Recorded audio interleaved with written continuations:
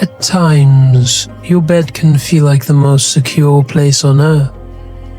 Cuddled under a warm blanket, left to drift off to sleep.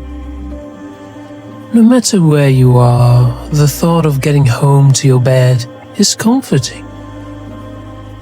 You savor the moment that your head crashes onto your pillow, and you feel every muscle in your body sigh of relief. That moment when your mind drifts off to the farthest reaches of space and time until it goes into a state of unawareness and bliss. It feels as if the world revolves around your comfort.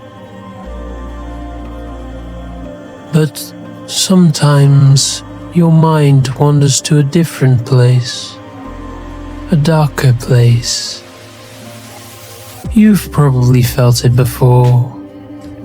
Your heart starts to beat a little faster. Sweat beads start to form in your legs because it's so hot under that blanket. So why not just pull it off? Why not expose your body to the air? Then you'll feel fine. But wait, what was that noise? It was probably nothing. Stuff makes noises all the time. Maybe it was a pipe, or the floorboards moving. You can't hear anything else. There's no way anything could be in there. And gosh, it's getting real uncomfortable under those covers. So just stop being a baby and move already, you tell yourself. Sweat is accumulating on your body. You'll never fall asleep like this. You're a young adult. Being afraid of monsters is for children. So move already. But you can't. You're immobilized by fear, not fear of what is there, because there's nothing there, right? You're not scared of that. But why can't you move then? Because you're scared of what could be there. You're scared of what you can't see, the unknown. There could be anything there. In fact, there could be nothing there. You're not looking. Your mind works against you. It reaches into your deepest consciousness and it reflects what you're afraid of.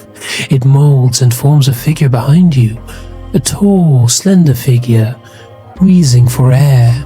Its face is pure white, almost fluorescent, adorned with two pitch-black eyes that peer right through you. A gaping abyss filled with the jagged teeth twists into an inhuman smile. Behind it lies a trail of bloody footsteps.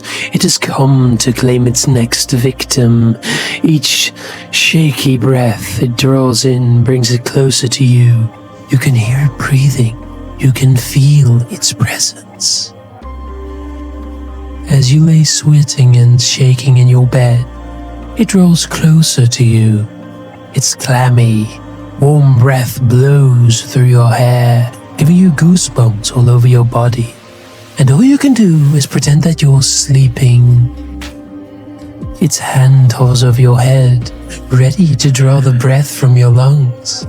Each bony finger trembles slightly as the monster salivates in excitement. You can feel it. Your body trembles in fear. Your breaths come sporadically and quick. Your pillow is soaked with sweat. You feel the last warm breath drop into your lungs. The oxygen coursing through your body as the monster wraps its hand around your head. But you don't feel anything. You brace for the impact, but nothing comes. And you wonder to yourself, what are you doing? You hear nothing. Your breath returns to normal. And you realize that it was never there, right? It was all in your mind. You created it. You scared yourself. In fact, you could say that you are that monster. It goes with you everywhere. You can imagine that it's absent, but it's not. Because in any given instant, your mind can call that monster to you.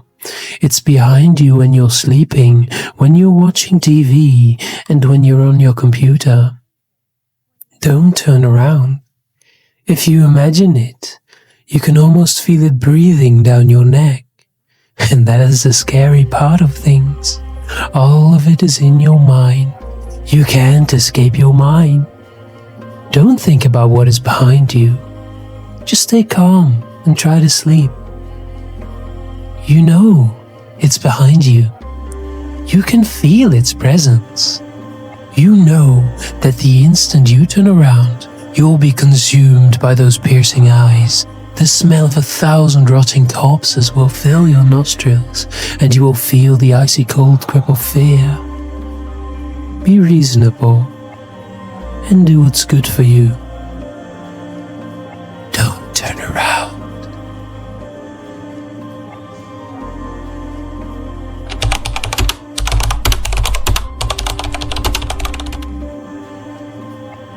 A few years ago, my town was hit hard by the economic downturn.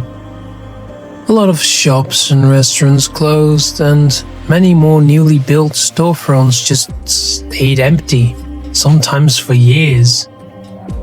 None of the ones that survived opened late. I guess it wasn't worth the cost of paying their employees. So, at night you could walk through the shopping district and not see a single human being.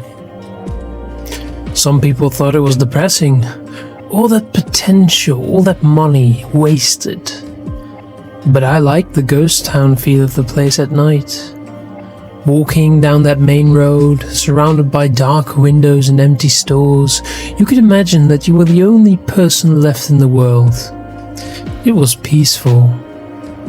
The worse things got and the more businesses closed, the more I liked to go for midnight walks through town. Throughout all of the turmoil, there was one restaurant that seemed to be able to beat the odds and stay open. It was a big place, much too big for my small town, and located in an awkwardly placed building that faced away from the nearest road.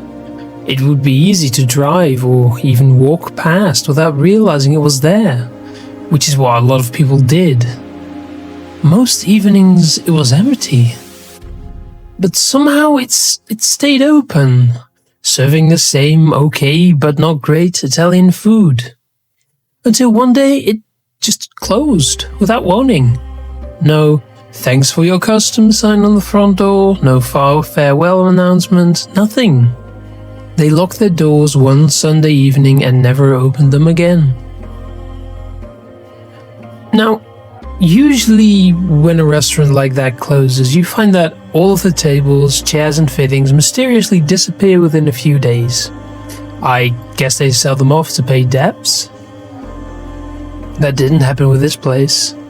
For weeks afterwards, everything remained exactly where they had left it that Sunday evening, right down to the laminated "Today's Specials" sign on the notice board by the door. It was kind of odd actually, and eventually me and a friend of mine decided to take a closer look. We went at night, of course, because that's the time when dumb ideas like that tend to occur to you. Neither of us said it out loud, but the unspoken assumption was that we were going to try to find a way in. An open door, a window ajar, something like that, just to see.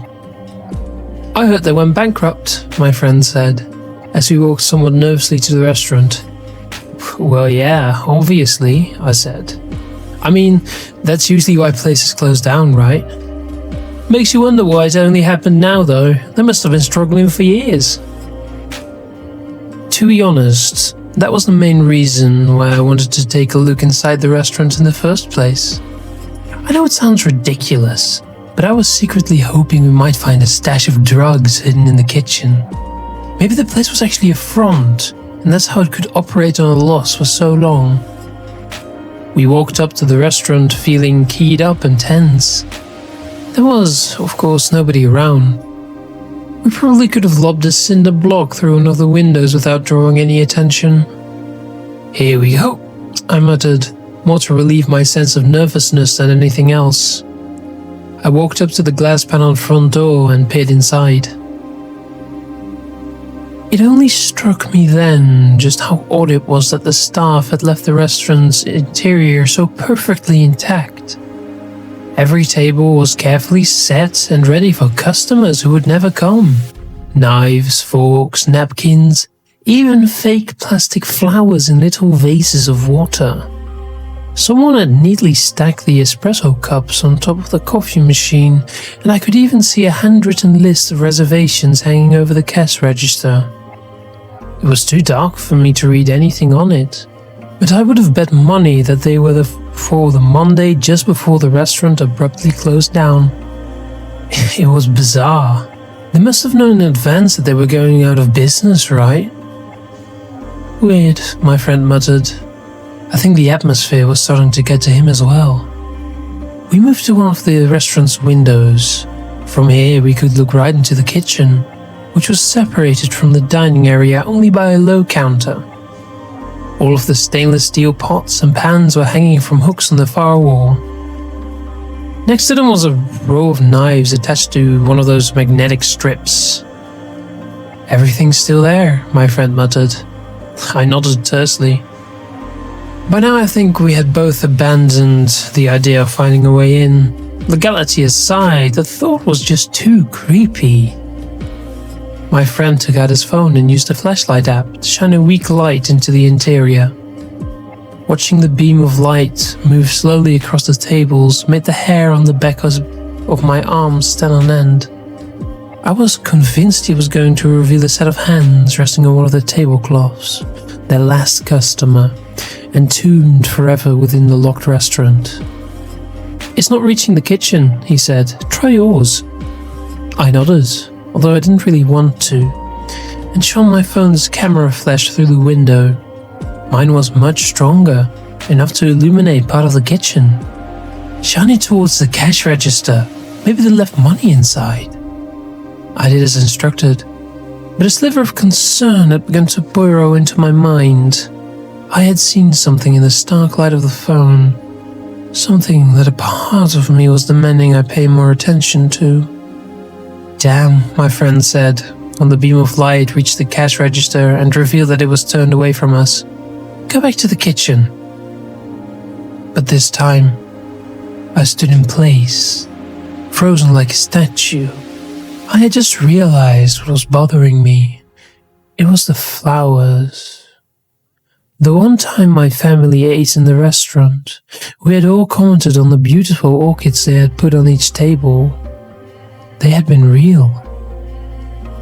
I moved the light slowly down to the table closest to us.